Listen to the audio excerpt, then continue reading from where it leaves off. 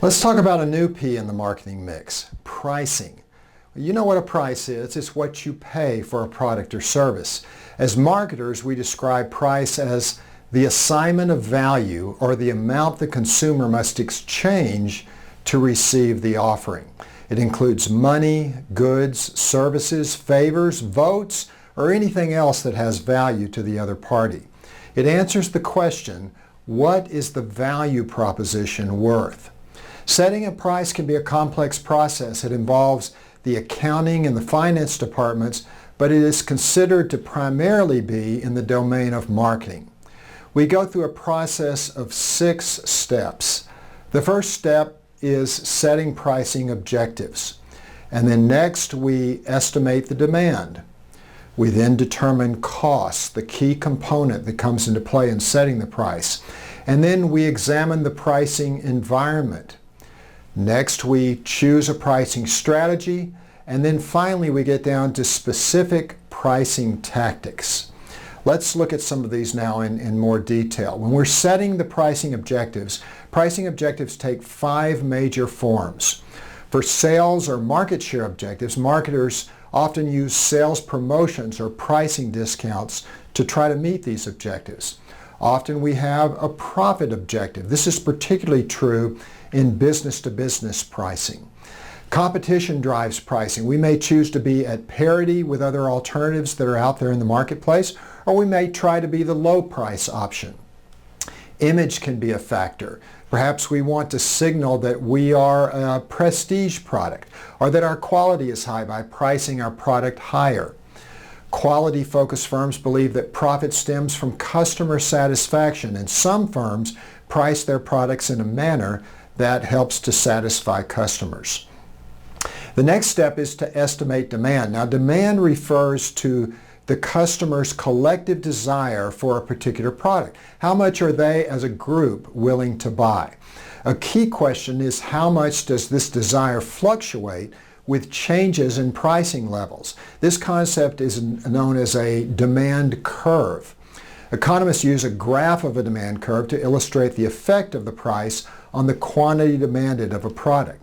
The demand curve, which can be a curved or it can actually be a straight line, shows the quantity of a product that customers will buy in a market during a period of time at various prices if all other factors remain the same. So let's look at a couple of examples of demand curves. For normal products, the demand curve isn't really a curve at all, but rather it's just a straight line. Here we have what is called the law of demand that dictates that as a price goes up, the quantity demanded declines.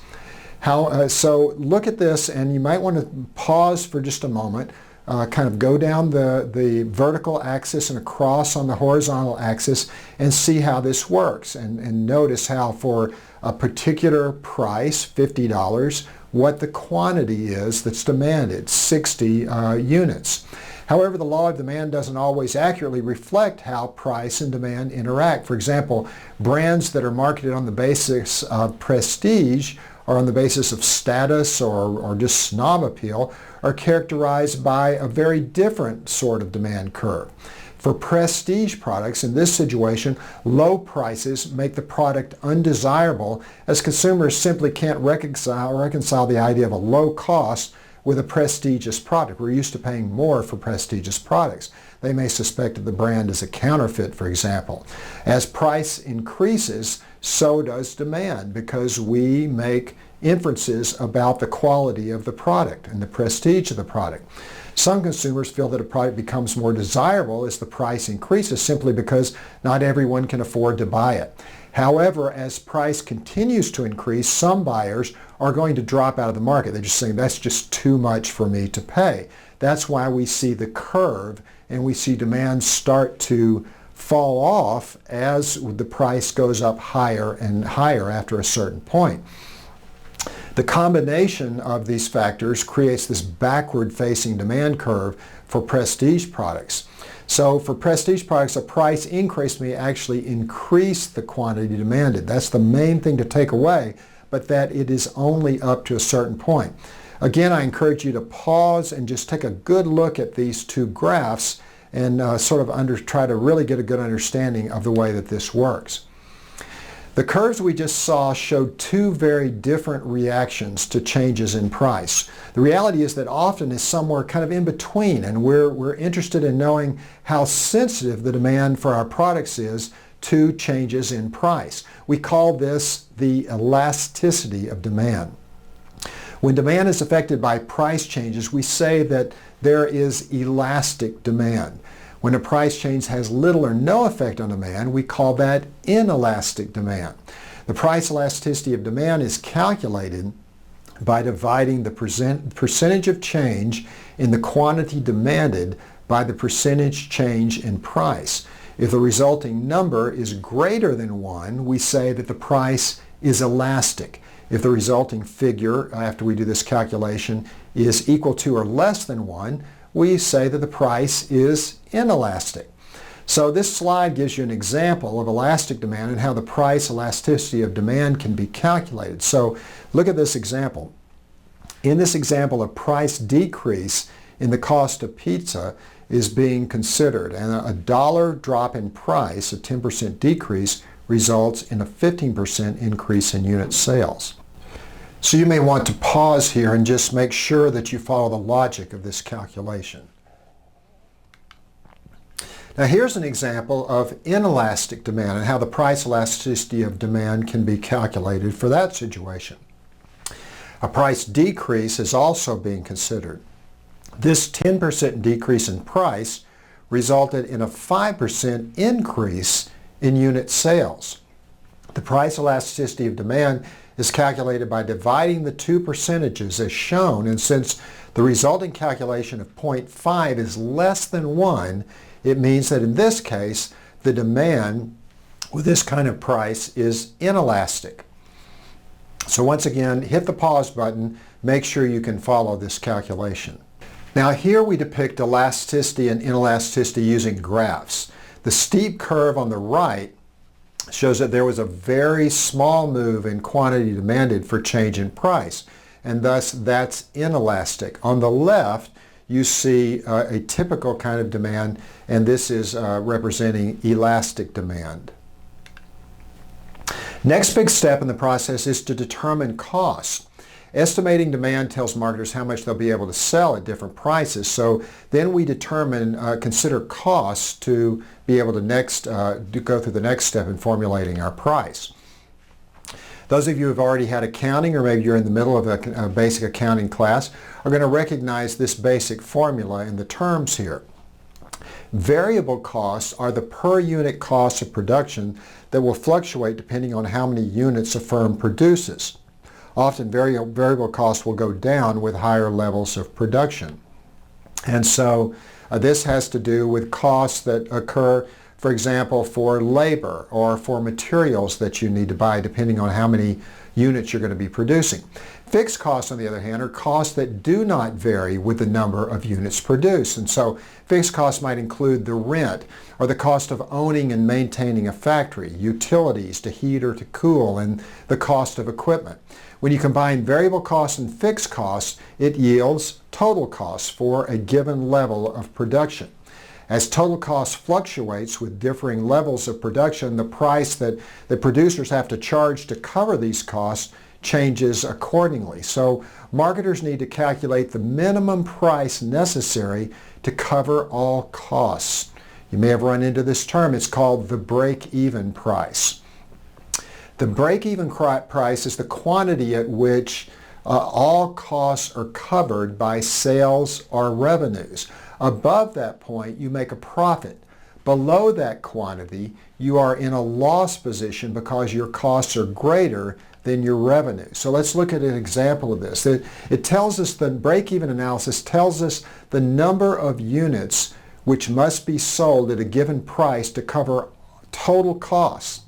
And so total revenue and total costs are equal at the break-even point. Now look at our example here. Assuming a price of $100, the manufacturer will reach the break-even point in units at 4,000, which when you multiply that by the $100 unit price, indicates a break-even point in dollars of 400,000. 4,000 times 100 equals 400,000. Sales of more than 4,000 units will yield profits. You see that on the graph. While sales below the break-even point will lead to financial losses. So pause the video for a second. Make sure you follow the logic of this graph. Now your text will help describe what's happening if it's not clear to you. We don't operate in a vacuum, so we have to consider more than just our demand and our own costs. So the fourth step is to examine the pricing environment. And here we're looking at things like what's happening in the economy, with our competition, regulations that might affect us and affect our costs, consumer trends, and also what's happening with the international environment. Next, we choose a pricing strategy and then determine the specific tactics that we'll use to execute that strategy. When we get together in class, we'll cover these in some detail, but let's just look at a couple of these. Pricing based on cost is very common. In this case, the most typical approach is cost plus, where you start with your costs and then you tack on an amount to provide some profit.